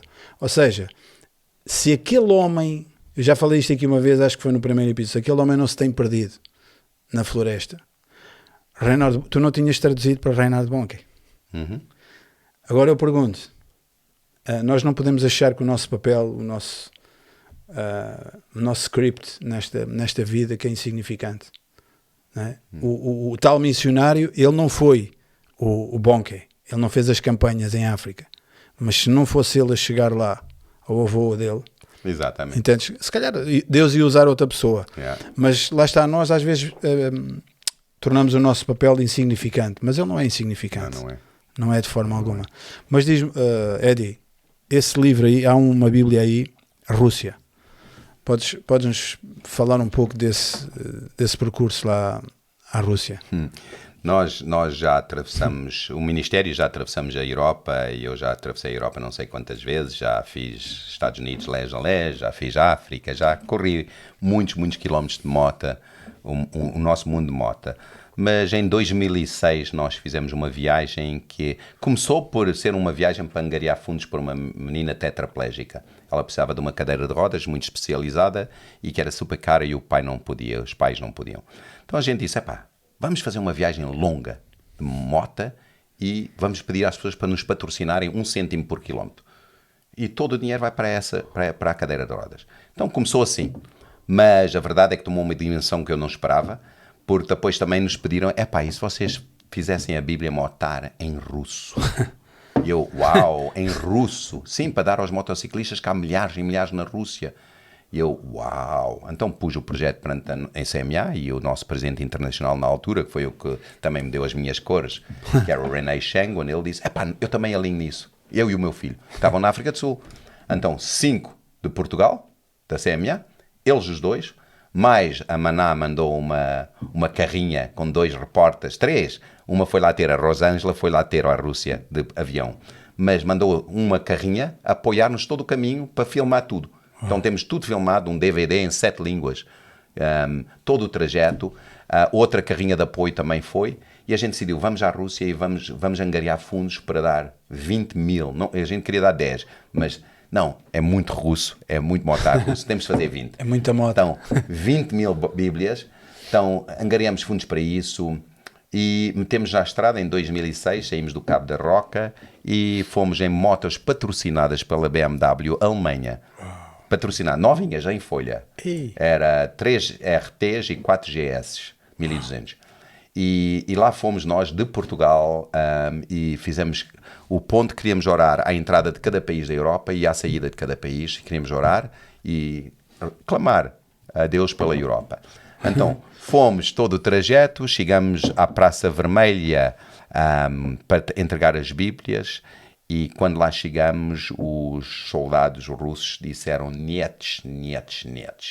Eu disse, vá lá, deixem lá, por favor, deixem-nos entregar, temos 20 mil Bíblias motadas, temos aqui montes de motares russos e queremos fazer uma coisa emblemática. Não, podem fazer isso no outro lado qualquer, não façam aqui, isto é um lugar sagrado, aqui está enterrado Lenin, então, aqui é muito sagrado para a gente, não podem ter motas aqui em cima. E eu, por favor, nietzs, e a gente são intimidantes, né? Mas nisto, lá veio um grande chefão, que era ex-KGB, e ele, o que é que se passa? E eu disse, passa-se isto e isto, passa só de 5 minutos, viemos todo o caminho de Portugal, queremos só fazer uma entrega simbólica. E ele finalmente, ok, pode entrar, entrando com as motas todas, fomos lá ao meio da Praça Vermelha, com a Marassata a filmar e com tudo mais. Eles os soldados ficaram tão maravilhados, deram-nos meia hora. A gente ficou meia hora lá a pregar, a ministrar, a entregar Bíblias. Foi fantástico. Isso está tudo documentado? Está tudo documentado, tudo. E tivemos experiências únicas, maravilhosas, fantásticas. Deus abriu portas de maneiras incríveis. Tocamos em centenas de pessoas, desde polícias que nos paravam para saber o que era, desde motoclubes, daqueles mesmo ferrenhos maus, né? Como a gente diz, e feios, mas eles apanharam-nos a entrar na Rússia e fizeram-nos uma escolta. A gente pensou que eles iam nos levar para o meio de uma floresta para nos matarem e roubarem as motas, porque eles eram mesmo daqueles agressivos, mas apanharam-nos à entrada da fronteira, levaram-nos até no meio de uma floresta, disseram, venham connosco. Quando a gente lá chega, era um quartel militar abandonado, que era a sede desse motoclube, e eles todos armados até aos dentes, e nós... crentezinhos, mas disseram para a gente ir dormir e que eles iam cuidar das nossas motas e a gente, já fomos. Amanhã já não ninguém dormiu, né? Claro que sabes, ninguém dormiu, fomos dormir lá para o meio de nada, numa casinha, as nossas motas lá em cima, novinhas em folha, que nem eram nossas, eram da BMW, mas quando acordamos de manhã, era muito madrugada para ir tomar o trajeto, estavam eles lá e a gente, então o que é que se passa? Vocês dormiram antes? A gente não dormiu. E a gente, não dormiram? Então tiveram acordados toda a noite? Claro, tivemos a proteger as vossas motas. Mas proteger de quem? Eles diziam, no momento que vocês entraram na Rússia, todo o motoclube sabe que entraram 7 motas novas a estrear da BMW. Está tudo com o olho nisto. E a gente trouxe-os para aqui para o meio do nada a ver se eles não vinham. Mas se viessem, estamos cá para vos proteger. Ficamos toda a noite a cuidar das vossas motas. E depois disseram, agora entrem. Quando a gente entrou, tinha um pequeno almoço de rei. Eles serviram-nos como reis. E depois todos quiseram uma Bíblia motar. Tivemos tempo para ministrar a eles. Foi uma experiência... Tu vês Deus aí. Foi fantástico. Então, experiências como essas foram muitas na viagem à Rússia, mas já fizemos viagens à Finlândia, à Noruega, à Suécia, à Inglaterra, à Alemanha. Eu sei que ali o sidekick ele quer entrar em jogo, mas deixa-me só fazer uma pergunta. Há ainda alguma viagem que tu ainda tenhas que fazer? Claro que há, não é? Mas há 2 viagens que eu gostaria de fazer. A primeira era ir subir a costa dos Estados Unidos, não como eu fui de Los Angeles a Chicago. Eu gostava de subir pelo Pacífico, essa Pacific Highway. Dizem que é das coisas mais lindas. Sempre com uma Bíblia. Sempre. Uma não, elas vão, várias. Sempre, são muitas. Mas isso eu gostava de fazer. Fiz o Route 66 numa Harley Davidson fantástica, uma Heritage Softail, mas eu gostava de fazer para cima. Isso é uma viagem que eu gostava de fazer. A outra viagem que eu gostava de fazer já não vou fazer, porque não só a idade, mas não é tanta a idade. Eu acho que é mais as mazelas que tenho no corpo, as peças sobressalentes, já muitas. E então já tenho várias peças que já não me permitem fazer, mas era fazer o Dakar, o antigo Dakar, né? Paris-Dakar, mas eu queria fazer Lisboa-Dakar. E gostaria de fazer esse trajeto pelas dunas, pelos desertos, era uma coisa de sonho, desde miúdo, e que não vou ter a oportunidade de fazer, porque hoje em dia pilotar uma moto dessa envergadura e por os trajetos que eu não posso correr o risco de magoar o joelho outra vez, porque já o operei demasiadas vezes e neste momento vou operá-lo outra vez. Vou tirar esta prótese que foi metida em maio do ano passado, vou pôr no dia 26 de outubro mais uma prótese, vou tirar esta e pôr outra. E os médicos disseram, você não pode correr o risco de cair outra vez e estragar isso, não, perde a perna. Eu não quero perder a perna. Então, essas aventuras ficaram para outra altura. Lá no céu, o senhor vai dar a oportunidade. Não convém perder. Pode-se perder muita coisa, agora uma perna não convém. Não, perna não convém.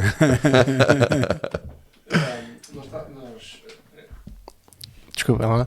Nós estávamos aqui a falar das concentrações e das viagens. E quando eu soube que tu eras o convidado, veio-me logo uma pergunta, que era, o que é que para ti, eu não quero utilizar a palavra difícil, mas o que é que para ti é mais desafiante? É ser o pastor numa concentração ou ser um motar na igreja? Porque há sempre, as pessoas veem, ou seja, as pessoas olham para ti como é o pastor, não é? Mas tu não escondes, queres motar. E o inverso também, não é?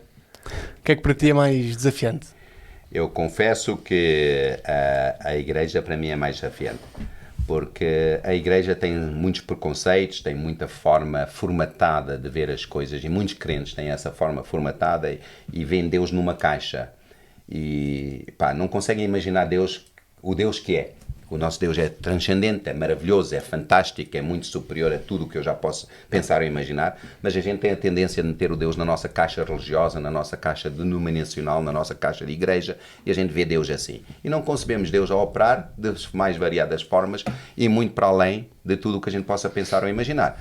Então, no princípio, especialmente, a ida à igreja, a incursão para as igrejas foi super difícil, porque no princípio tive de tudo, portas fechadas, vocês são rebeldes, vocês não sabem isto e aquilo, mas lentamente fomos conquistando o nosso espaço mesmo dentro da igreja. E chegou uma altura, ou por exemplo, eu fui um dos oradores na Convenção Mundial da Assembleia de Deus, que aconteceu aqui no Mel Arena.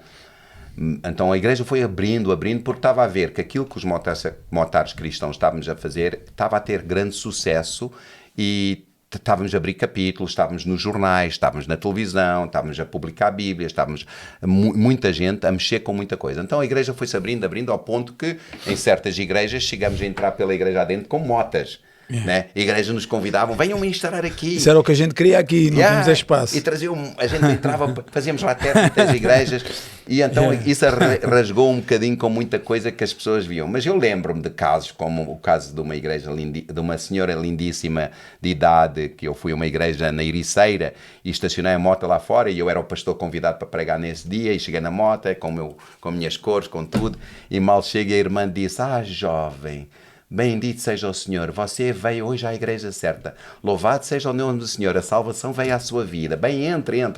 E eu entrei, sentei-me, não disse nada, só que depois subi para pregar. A senhora, eu olhei para a cara da senhora, a senhora não acreditou. Pastor!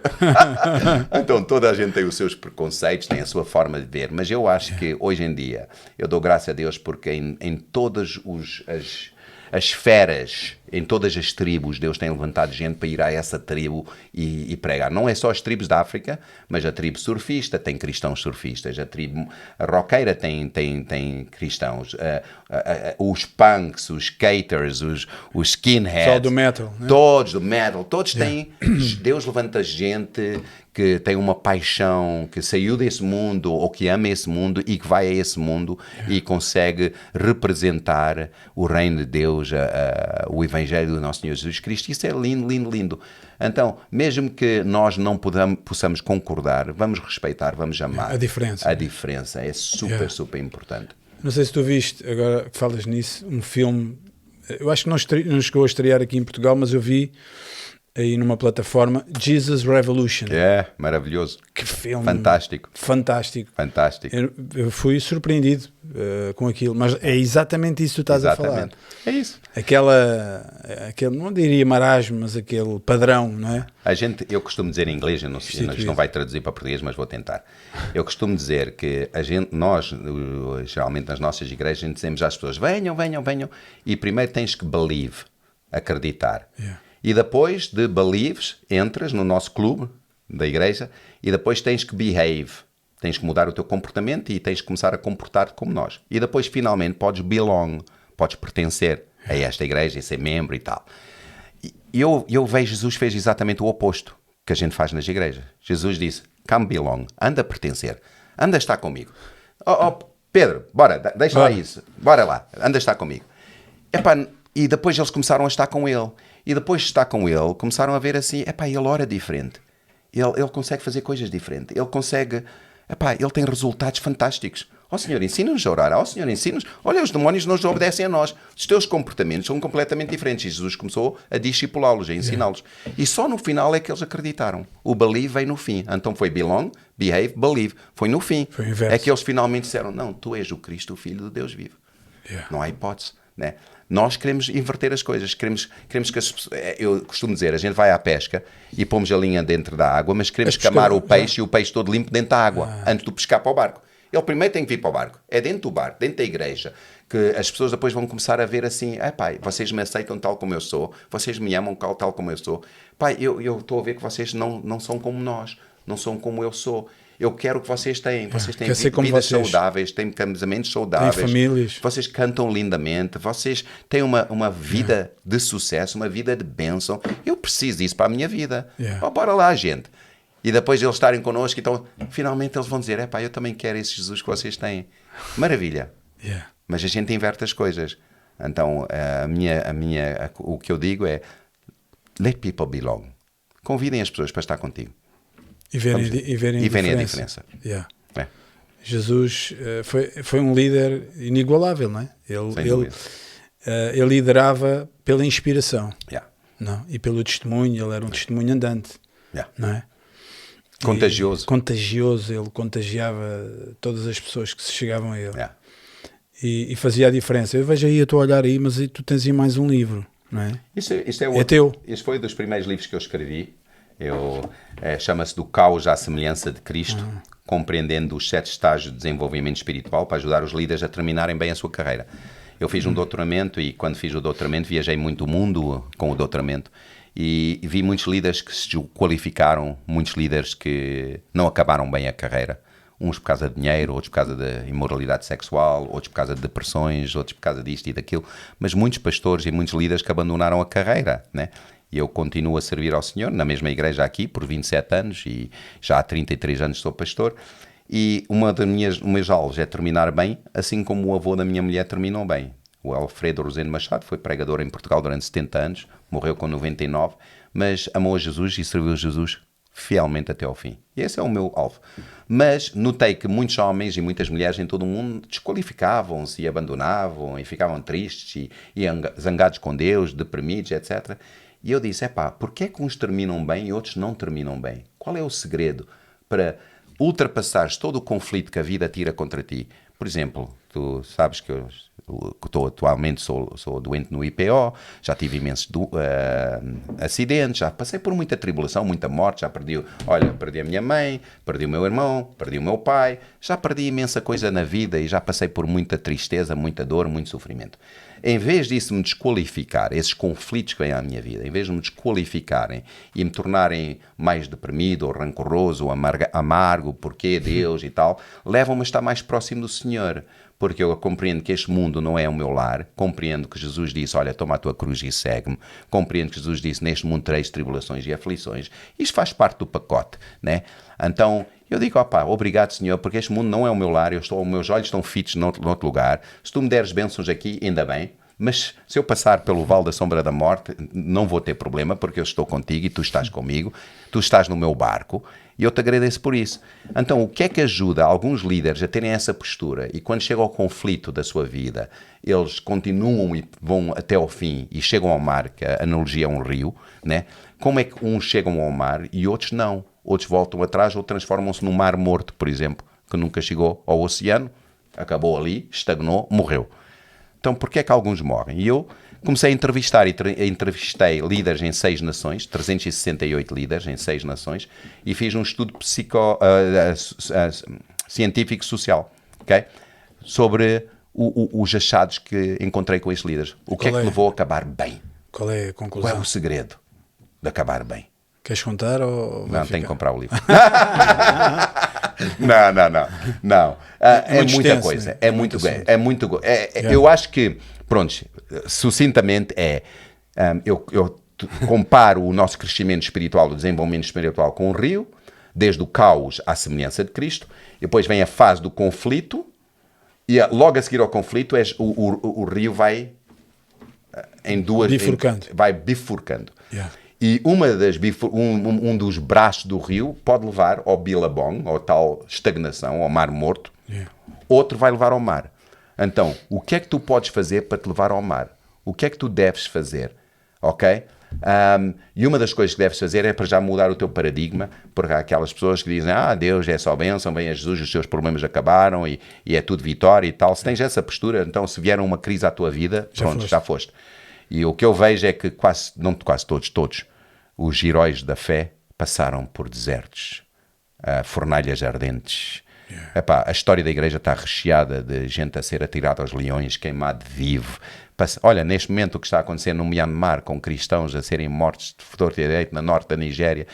Mas Pá, quando a gente tem a postura que este mundo não é a nossa casa, que nós somos mais do que vencedores, venha doença, venha vitória, venha morte, venha saúde, venha o que vier, em tudo, eu estou condenado à vitória. Né? Nada me poderá separar do amor de Deus. Eu Estou pertenço a condenado Ele. à vitória. Né? Aí, a grande frase. Eu estou com Ele. Então, se eu tenho essa postura, então, quando chega a bifurcação, eu digo, Senhor, eu não entendo. Não entendo. Eu, por exemplo, não entendo porque é que eu, como pastor, de repente, do nada, fui ver uma coisa na pele aqui, a minha mulher diz, olha, pede ao médico para ver o que é que tens nas costas. É um pequeno sinal. Quando ele me examina, é um melanoma maligno. Foi em 2019.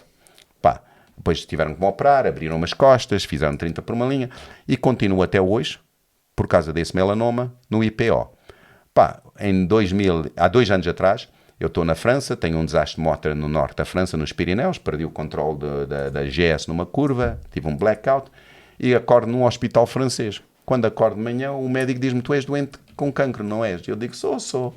Digo, tenho um melanoma nas costas. Ele diz, não, tu tens cancro no fígado. Eu digo, cancro no fígado? Eu não tenho cancro no fígado, eu sou doente do IPO. Eles ainda fizeram um PET há um mês. Não tenho cancro nenhum. Ele, não tens. E tens que ir urgentemente para Portugal tratar do cancro do fígado.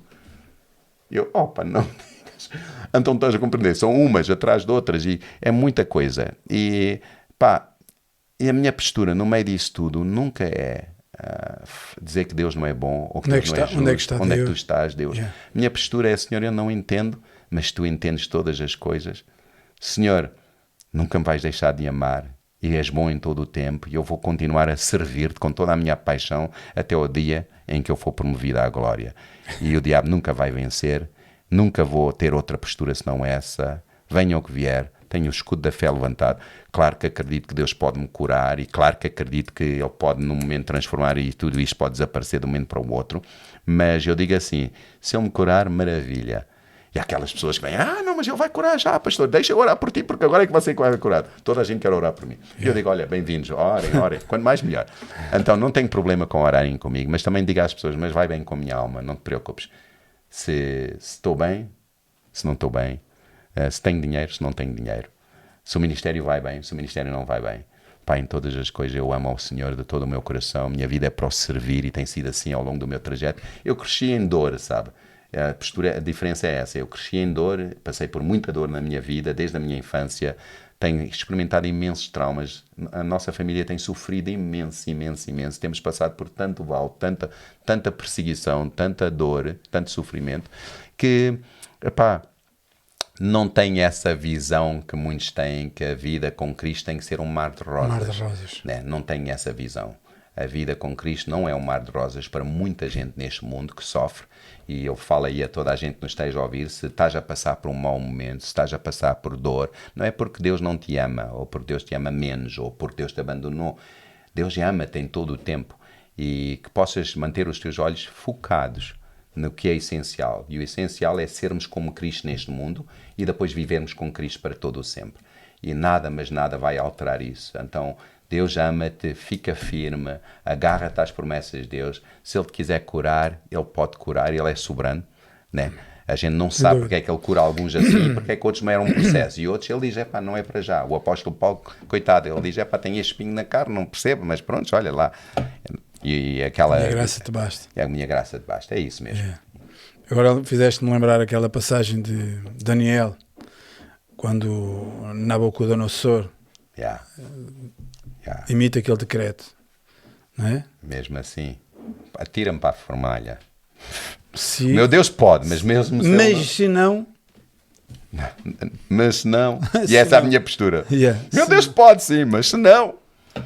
Vou manter. Eu lembro-me quando foi essa viagem à Rússia que eu falei há bocado, eu não disse, mas no caminho de volta eu bati num buraco na estrada, em plena autoestrada, fui projetado uns 25 metros na moto, caí na cabeça, parti-me todo e acordei num hospital polaco e fui transportado de avião para Portugal, para ser operado em Portugal. A moto queimou, ardeu completamente e quando eu acordei no hospital da Polónia, em Katowice, tinha os meus amigos que tinham ido na viagem comigo, todos super preocupados comigo. Eddie, e tal, e a gente vai ficar aqui contigo. Eu digo, não, vocês vão voltar para Portugal, porque vocês têm que terminar esta viagem. Temos que acabar a viagem, não vão ficar aqui. Não, a gente não te vai largar, e se tu morreres e tal. E eu disse, se eu morrer vou para o céu, pessoal. A sério, não. Voltem para Portugal, todos voltem. E eles, graças a Deus, têm bons amigos nos motociclistas e eles queriam ali estar comigo.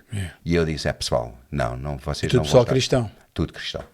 E eles foram para Portugal e deixaram-me lá. Fiquei lá 3 dias à espera de avião para vir para Portugal, para ser operado cá.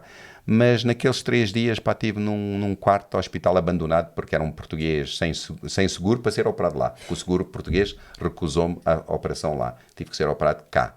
Então tive que esperar pelo avião, pelo transporte, pela agência de seguros para tratar a companhia, para me trazer para cá e tal. 3 dias lá no hospital à espera, mas sempre naquela... E polaco, a língua polaca aqui parece que é... Sem comida, sem nada. E essas experiências, por exemplo, há bocado falámos da Covid, quando eu fui diagnosticado com cancro, foi em pleno Covid, e depois também fui acabar no IPO, fechado 7 dias num quarto durante a epidemia, porque não podia ir para a aula para ser tratado, porque tinha que estar isolado, não sei o quê.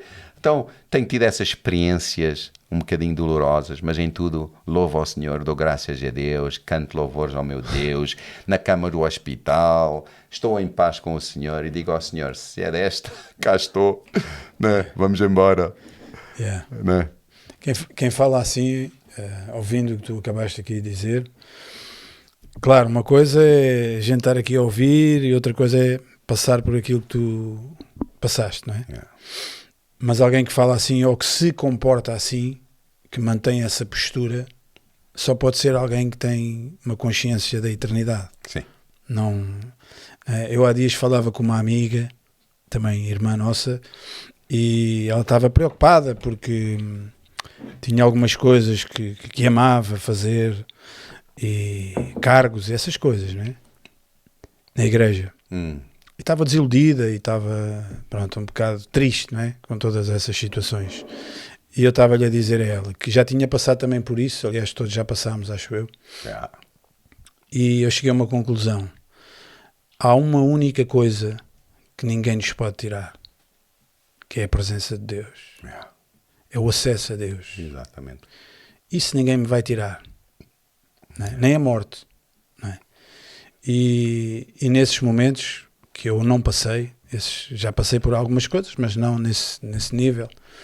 Mas a mim o que me tem segurado nesses momentos mais difíceis, também perdi a minha mãe e o meu pai, mas o que me segura é eu saber que Deus está comigo. E que Deus nunca me vai virar as costas, que Deus nunca me vai abandonar. É isso mesmo. Claro que na realidade é outra, há aqueles momentos mais conturbados, não é? Mas eu costumo dizer assim, no fundo foi o que Jesus, o Senhor disse a Pedro, naquele momento em que Jesus está para ir para a cruz, e ele diz a Pedro, olha, o diabo quer peneirar a tua vida, não é? Ou seja, quer abanar, mas eu vou orar por ti, para que a tua fé não desfaleça. Sabes o que eu entendo? Pode não ser isso, mas para mim aquilo que eu gravo no meu coração é: se tu tiveres fé, tu podes sempre começar de novo. Se tu, está a dizer a Pedro, se tu não perderes a tua fé em mim, e a gente sabe o que Pedro passou e aquele momento mais depressivo que ele teve, que chorou amargamente, mas Jesus está-lhe a dizer: Pedro, tu vais-me trair, tu vais-me deixar, eu vou ficar sozinho, mas se tu mantiveres a tua fé em mim, tu podes começar de novo, tu podes fazer melhor, tu podes ser melhor. E eu acho que é isso que nós temos que, pelo menos eu penso assim, se eu mantiver a minha fé intacta, eu posso sempre, eu vou cair, ou eu vou tropeçar, ou vai acontecer algo desagradável, mas se eu mantiver a minha fé no Senhor Jesus, eu posso sempre me levantar. E eu acho que para além disso, temos que olhar para quem é que eu sou na realidade. Eu nasci de novo, sou um filho de Deus Altíssimo. O meu valor está em Cristo. A minha identidade está em Cristo. A minha valorização está em Cristo. Tudo o que eu sou está em Cristo. Então, se eu estou em Cristo, isso é o meu propósito principal da minha vida. Tudo gira à volta disso. Se me tiram um cargo da igreja, que tirem. Cargos são cargos. Se passo por isto ou aquilo na vida, isso são experiências, são tudo. pá, os santos já passaram por isso tudo, né? Houve santos na São igreja estações. que foram queimados, que passaram por torturas, que Cerrados ao meio. Então, pá, e que foram cantando para a sua morte. Porquê? Para as arenas. Porque sabiam quem estavam, sabiam que estavam enraizados em Cristo, e nada me tira isso. Podem me tirar tudo neste mundo. Tirem-me os anéis, tirem-me tudo, tirem-me o colete, tirem-me os cargos. Amanhã, hoje sou pastor, amanhã posso não ser pastor. A igreja pode decidir, pá, chega, já não queremos mais ouvir mais este plano após 25 anos, já chega. Na boa, eu mudo, mas quando nós sabemos quem somos em Cristo e que pertencemos a Cristo e que Ele nos ama e que Ele tem um futuro glorioso guardado para mim, o resto, pá, olha, levo tudo numa boa. Magoa? Sim, magoa. Mas ultrapasso, vou para a frente. Pá. Traições, tudo é para tu, já sabes. E sabes, parte. Infelizmente, eu neste estudo científico que fiz, um dos grandes conflitos que as pessoas relataram, que eu perguntei às líderes, qual é? Escreve a tua noite escura da alma. Epá, e uns que falaram de morte, outros falaram do silêncio de Deus nos momentos em que eles bem precisavam. Uns falaram de doença, outros falaram de divórcio, outros falaram de problemas.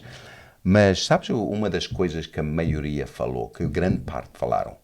Traições dentro da igreja, traições nas equipas de ministério, pessoas que apunhalaram, competição, coisas que aconteceram, coisas que disseram.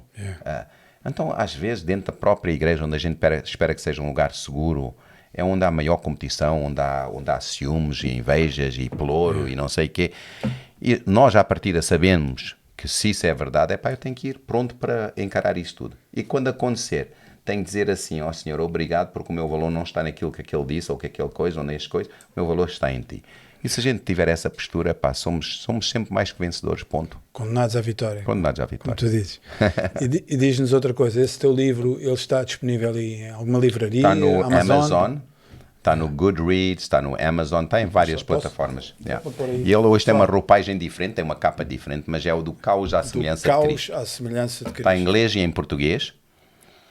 Depois, para além desse, tem um sobre Jesus, o judeu que eu nunca conheci, que é sobre as ligações a Israel, de Jesus e ao judaísmo e as raízes do judaísmo. Depois tem outro que é Down by the Riverside, que é a história da Riverside, que eu agora me escrevi para os meus netos. Queres falar um bocadinho? Eu sei que estiveste há pouco tempo em Israel. Queres falar um bocadinho sobre isso? Foi a primeira vez? Não, foi a oitava. Pronto. Oitava. Acabei... Coisinha pouca, né? Esta vez levamos 72 membros da igreja. Tu organizas? Sim. Levo excursões da minha igreja. É? Levo excursões da minha igreja. Então levei 72 pessoas e fomos 2 autocarros. Tivemos um tempo super maravilhoso, 7 dias. Foram terrestres? Não, lá, autocarros lá. Vamos direto em El Al até lá. E depois lá montamos nos autocarros e lá fomos a passear todo o Israel, aqueles lugares emblemáticos. Tínhamos 2 guias locais, mas eu faço a parte espiritual. Os guias locais fazem a parte de, isto é isto, isto é... Depois nós fazemos aquelas partes, porque é que Jesus disse isto neste local. E de facto, quando tu vais a Israel, para quem já foi, sabemos que nunca mais vais ler a Bíblia da mesma maneira, porque estar no local onde Jesus disse o que disse e porque é que ele disse aquilo naquele lugar, e olhando para as coisas, tu vai, uau, ok, não tem nada a ver com aquilo que eu pensava, né? A gente pensa coisas que não têm nada a ver com a realidade. Um exemplo, tu chegas lá em cima ao norte de Israel, ao Monte Hermon, de onde nasce o Rio Jordão, e tens um lugar chamado Tel Dan, que é o Monte de Dan, que eram antigos deuses dos cananeus, o Dan, Deus Dan, e lá era o Baal, o Ashtaroth, estava tudo ali. E há lá um buraco enorme na montanha que literalmente se chama as Portas do Inferno. Porquê é que se chama as Portas do Inferno? Porque os cananeus atiravam os bebés e infantes para a água, dentro daquela caverna, para agradar o deus Dan. Sacrifício. Né? O sacrifício humano. E os seus primogênitos eram atirados para a água. Se morresse, a criança morresse e não houvesse sangue à superfície, foi aceito pelos deuses. Mas se arrebentasse a criança e houvesse sangue, foi rejeitado.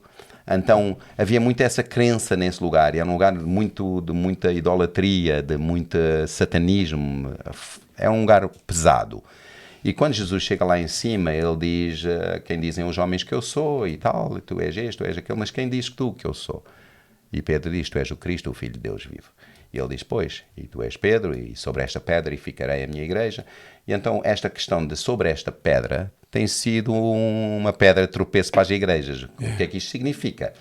E então, para os católicos, nós sabemos o que significa. Aqui é Pedro, tu és a pedra, tu és a rocha, porque o nome dele é Petros, né? Ou Cefas, que significa pedra, pequena pedra. Mas, pronto, tu és a pedra sobre o que tu e eu vou edificar a minha igreja. E construiu-se uma instituição muito poderosa, firmada em poder e em hierarquia. Mas isso pode ser uma explicação, mas para nós não é.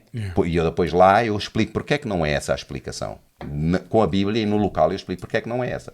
Depois eu digo, a segunda, que pode ser, que os protestantes evangélicos geralmente dizem, não, a pedra é Cristo. Sobre essa pedra, o que tu acabaste de afirmar, que é Cristo, tu és o Cristo, o Filho de Deus vivo, essa é a pedra. E isso é consistente com o resto da Escritura, porque Cristo é a pedra, em todos os sentidos. E eu acredito que Cristo, que foi servo de todos, não vinha construir uma coisa de hierarquia e de poder, e a igreja não é sobre hierarquias e poderes, e posição e etc. Mas há outra interpretação. Sobre esta pedra, Jesus estava em cima de uma rocha enorme, uma pedra gigantesca, onde eles faziam todo tipo de idolatria. Ele diz, sobre esta pedra, neste local, neste momento, estou-vos a dizer, eu vou edificar a minha igreja. E as portas do inferno, que é este lugar horrível de sacrifício humano e tal, esta escuridão, este satanismo, isto tudo o que se passa aqui, nunca vai triunfar sobre a minha igreja. Este local jamais vai triunfar, porque o meu rio, o Jordão, vai continuar a fluir, assim como o rio flui, a minha vida vai sempre fluir. E então, aí para a frente. Então isso muda a nossa forma. Israel faz isso. Israel tem muitas experiências dessas onde tu vais, ok, é isso que significa, não tem nada a ver com o que a gente pensa, estás a pensar. Estás a ver? Como é que é, certeza que foste lá ao monte das Oliveiras? Sim. E que tal? Maravilha, fantástico, olhando sobre Jerusalém. Mas eu ouvi dizer que há lá uma zona de acesso limitado. Sim, sim. Ou não? Sim. Aquilo é geral, não? Não, aquilo pertence aos muçulmanos hoje, né? O monte, em frente ao Monte das Oliveiras tens o templo, né? E lá está, duas grandes mesquitas, e os judeus só têm acesso ao chamado muro ocidental, onde eles vão orar, é o lugar mais perto que eles têm de ficar ao pé do templo, que era o templo antigo de Salomão, mais tarde o templo de Herodes. E então eles não têm acesso já ao local, então vão lá, choram, oram, para que um dia eles possam restabelecer o templo, enquanto que os muçulmanos não dão acesso a nenhum judeu a nada lá em cima, que ele pertence unicamente aos muçulmanos. E o que é que sentiste quando pisaste ali aquele monte? Eu confesso que há lugares que em Israel há muito comércio também, e há muitas igrejas a competirem, a católica compete com a arménia, com a ortodoxa, com a protestante, há muita competição sobre qual é o local onde Jesus realmente esteve e o que é que ele fez, onde ele fez. Eu confesso que para mim, dos lugares que mais me comove é o Jardim do Getsémani, porque é ali mesmo, e ali não há dúvidas. E tens ali oliveiras milenares, né? Que estão lá e que tu imaginas, isto foi o local onde Jesus orou, onde Jesus chorou. E é uma experiência muito comovente, essa experiência. Outra, para mim, é o local que eu acredito, e que muitos acreditam, que foi onde Jesus foi, onde o corpo foi sepultado. Também há várias teorias. Pois é, né? Já ouvi falar nisso. Mas eu acredito que foi ali, e é outra experiência bem comovente. A gente teve lá os nossos crentes e a nossa igreja. Na tua ideia, qual é realmente o sepulcro que eles identificam como o Santo Sepulcro, ou há outro lugar? Há outro lugar. Ao pé de um jardim, não é? Sim. Podes, já agora? O Santo Sepulcro é partilhado hoje por várias igrejas principais, grandes famílias de igrejas que partilham aquele espaço, e é milhares de pessoas, centenas de milhares de pessoas que vão lá todos os anos, e lá dentro aquilo é um incrível... Uma romaria. Pois há gente a beijar a pedra, onde pensam que Jesus foi posto ali, depois dentro do mesmo espaço... Tem uma grade, não é? Não, depois tem outros... Isto é no espaço que é chamado a Igreja do Santo Sepulcro. Okay. Depois tem uma parte que é dos arménios, outra parte que é dos coptas, outra parte que é dos católicos, e cada um diz que foi ali, e pronto, e as pessoas vão lá com a sua fé e devoção e prestam-se e beijam e fazem aquelas coisas todas. Depois temos o outro espaço, que é um espaço muito mais natural, muito ao ar livre, uma gruta na montanha, com um jardim bem perto, com uma cisterna de água que dá a entender, com vista para aquilo que a gente pensa que é o Gólgota, o monte do Gólgota. E aí, eu pessoalmente sou daqueles que partilho que deveria ter sido ali. Mas ninguém sabe ao certo, não podemos ser enfáticos nestas coisas, né? Temos que concordar naquilo que a gente sabe que é, e nas coisas que não sabemos temos que estar abertos que não seja. Mas eu acredito que foi ali. Acreditas que é ali o local? Pois, em relação à caveira, também o Gólgota, não é? É a Gólgota. Também há ali uma polémica. Sim, Dizem sim. que é, outros dizem... Porque aquilo lá está no lado palestiniano, não é? Sim, sim. Ou não? E há muita coisa que está hoje. Hoje tu viajas por Israel, há muitos bolsos que pertencem aos palestinianos e Israel é um país bem dividido, bem retalhado hoje. E cada vez mais os palestinianos não vão descansar, ou os muçulmanos não vão descansar até terem todo o Jerusalém debaixo da alçada deles, porque aquele espaço é partilhado pelo judaísmo, pelo cristianismo e pelo islão. Né? Então essas três religiões monoteístas disputam tudo, Aquele lugar. Então Jerusalém é uma cidade super interessante para se visitar. Estou para ir lá há bastante tempo, mas um dia irei. Eddie, havia muita coisa para nós falarmos aqui, para tu partilhares connosco aqui, também com as pessoas que vão ouvir e ver este podcast. Eu acho que o que deixaste aqui é aquilo que tinha que ser, é o que é. E graças a Deus, nós damos graças a Deus por teres vindo aqui, Obrigado. teres partilhado tudo isto, e eu acredito, e nós acreditamos que as tuas palavras, o teu testemunho aqui irá chegar a muitas pessoas, a muitas vidas, e vai ser impactante, eu não tenho dúvidas. Eu já tinha sido alertado para isso. Atenção, porque o Eddie é um excelente comunicador, é uma pessoa que tem muitas experiências de vida e não só, e de vida com Deus, e é uma constatação. Aliás, o pessoal está maravilhado a ouvir tudo aquilo que tu partilhaste aqui, e tu és um testemunho vivo, não é? De alguém que segue a Cristo e que tem uma convicção muito, muito profunda daquilo que tem para fazer nesta terra. E hoje é um prazer para mim estar aqui convosco também. Muito obrigado pelo convite. E já agora também quero saudar toda a gente da minha igreja, da Riverside International Church. Dá-lhe um grande abraço, que eles certamente vão ouvir isto também. Sou pastor de uma igreja maravilhosa, fantástica, cheia de boa gente, de muitas nações diferentes, e é uma honra ser pastor daquela comunidade maravilhosa. E também quero saudar os motociclistas, que também vão ver isto. Eu hoje já não sou o presidente nacional, o presidente é o David Campos, lá no Algarve, e hoje também temos vários capítulos espalhados por Portugal, e quero saudar a todos os motociclistas e dizer que continuem a fazer o trabalho maravilhoso, fantástico, que vocês estão a fazer para alcançar pessoas para Cristo e mostrar um melhor caminho, e abençoar o Ministério da CMA Portugal. Okay? E agradecer a vocês também pelo vosso trabalho, porque este trabalho também é muito importante. Hoje em dia, através das redes sociais, podemos chegar a muita gente. A gente não sabe onde um programa destes pode chegar. Às vezes, um dia pode estar pessoas na Austrália a ver, pessoas em todo o mundo. Na então, China. É um mundo que se abre completamente. E quem nos está a ouvir, seja onde for, que se ouvires estas palavras todas, que não nos ouças a nós, mas que possas ouvir o Espírito Santo em nós, e que possas ouvir Jesus em nós, porque é o mais importante. Palavras de homens são palavras de homens, mas é Ele que conta, é tudo sobre Ele, é tudo acerca dEle, tudo isto é para Ele, por Ele. Não tem nada a ver comigo, não tem nada a ver connosco, e o que a gente quer é que Ele cresça e que nós possamos diminuir. Não estou muito interessado em títulos, a presidência nacional, toda a gente, vais deixar de ser presidente nacional. Eu não estou interessado em títulos. As pessoas já, não sei, que é isso, se não fores pastor da Riverside, se não fores a pastor da Riverside, faça outra coisa qualquer. Não tenho problema aí, não vivo para posições, nem para títulos, nem para honras, louvores de homens. O que eu quero é um dia, quando chegar aquela vez, quando eu vou estar lá junto do meu pai, da minha mãe, do meu irmão, é poder ouvir: bem feito, bom e fiel servo, foste fiel sobre pouco, vou-te constituir sobre muito. Isso é o que eu vivo, é para isso. Amém. Um bacalhau. Obrigado. Muito obrigado. E, muito obrigado. Poderá haver mais uma oportunidade, quem sabe, voltares aqui e partilhares mais coisas connosco. Obrigado, e com as pessoas. Ok? Muito obrigado. Foi um prazer. E obrigado a vocês.